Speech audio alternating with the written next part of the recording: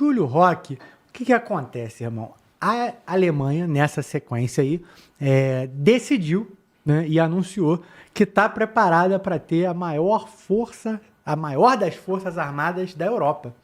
E eles anunciaram um investimento de mais de 100 bilhões, que é histórico para um ano, né, dentro da Europa. Só para vocês terem uma ideia, os Estados Unidos investe ali na casa de 900 bilhões, né? Nos últimos anos teve isso aí anualmente.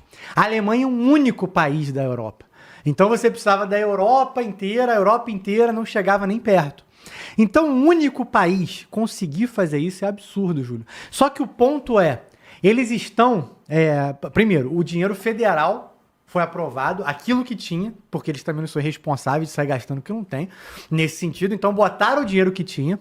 Depois eles buscaram fundos especiais que iriam para outras finalidades e eles conseguiram passar isso rapidamente para vocês entenderem o quão para eles é urgente isso. Então eles conseguiram pegar esses fundos e falar, agora esses fundos vão para o nosso fundo militar, essa é a nova finalidade deles, e eles conseguiram linhas de financiamento dentro do próprio país, ou seja, capital privado e etc., para que isso fosse possível. Basicamente, e eu sei, e é muito fácil até vocês chegar na internet e buscar um artigo de algum alemão dizendo que isso é um absurdo. Tem gente, porque afinal de contas tem gente assim no mundo inteiro. Tem gente na Alemanha dizendo que é um absurdo a Alemanha querer montar esse exército, que fica lembrando da Segunda Guerra, fica lembrando lá do Bigodinho.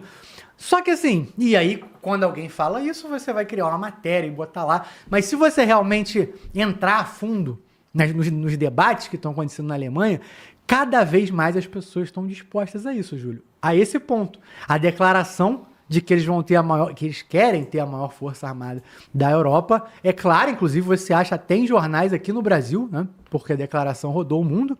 E, novamente, para isso e a criação de uma arma nuclear é um pulo. Porque primeiro você precisa ter todo o resto.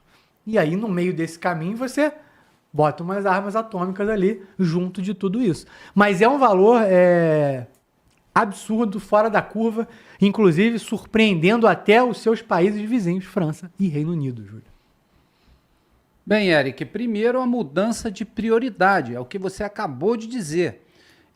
Foi pego o fundo que existia literalmente sem fazer nenhum tipo de dívida e agora... Depois você muda a prioridade para você captar recursos para outras tarefas e desviá-los para a defesa, para atingir, né, esse número exorbitante de bilhões de euros aí na área de defesa para a Alemanha. É um sonho da Alemanha desde pós-Segunda Guerra Mundial, que sempre se viu, né, a Alemanha sempre se viu no mesmo patamar. A Primeira Guerra Mundial foi execrada.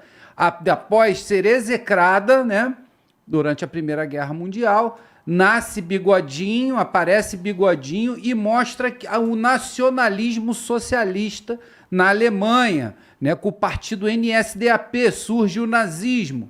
Depois a nova queda, nova derrocada pós-Segunda Guerra Mundial, 1945, e é outra derrota assim magnânima para a Alemanha, né, sendo execrada novamente. E dessa vez, né, essa última vez, surgem dois grandes blocos após a queda da Alemanha, do eixo do mal, surge uma nova preocupação mundial, e essa preocupação mundial se chama Guerra Fria, o medo dos comunas, o medo dos vermelhos, né? Foi totalmente disseminado até os dias de hoje. Pós-queda da União Soviética, cria-se uma nova fobia, essa chamada russofobia, né, que foi conquistada com o advento da operação militar especial de Putin dentro da Ucrânia, onde você vê todos os países europeus apoiando loucamente a Ucrânia e Putin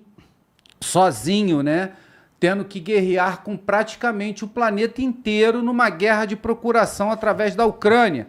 Você vê americano apoiando livremente no governo Biden, mandando quantias exorbitantes de dinheiro sem nem saber qual era o destino desses recursos. Já se diz aí nos bastidores que parte desses recursos enriqueceu muita gente na Ucrânia, em vez do dinheiro bater lá, né, e ser comprado armas ou treinar soldados, compraram mansões na Europa, exatamente, enriqueceram com dinheiro que era para a defesa da Ucrânia. Isso aí não sou eu que estou dizendo, e sim quem está dizendo são as mídias europeias, jornais franceses e ingleses estão vomitando isso a partir de agora, que parte do dinheiro americano enviado pelo governo Biden, em vez de ir para a defesa da Ucrânia, foi para os bolsos de alguns, exatamente. Então é isso que nós vemos. Agora a Alemanha volta numa crescente. Então, citamos duas grandes quedas da Alemanha, Primeira e Segunda Guerra Mundial, e agora vamos para uma nova crescente. Será que essa crescente levará a Alemanha ao topo para uma nova derrocada? É uma pergunta a se fazer, né, no geotabuleiro político. Mas o interessante disso tudo é que eu tenho uma opinião muito característica sobre as armas nucleares. As armas nucleares foram desenvolvidas pelos Estados Unidos no projeto Manhattan, né, onde culminou no lançamento de 2 bombas no Japão. Só que o que ninguém fala é um projeto chamado Paperclip. Esse projeto trouxe vários engenheiros alemães para dentro do território dos Estados Unidos, inclusive o primeiro diretor da NASA, que era um general nazista, um oficial nazista.